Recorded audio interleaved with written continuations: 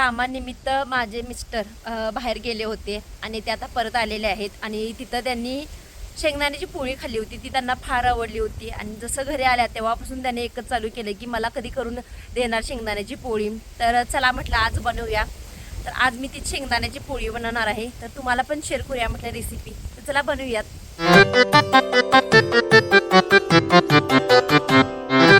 पाहता तुला मी वरले प्रिया रे, जन्म वाहिल्याने घडले प्रिया रे, राजस्वरूप हे गळ्यात माळले, कुंकू कोवळे भाळी लावले, वादळ झेलते मीच सुवासिनी, स्वामी लाभतो असा युगातुनी, सप्तपदी चालते नभातुनी.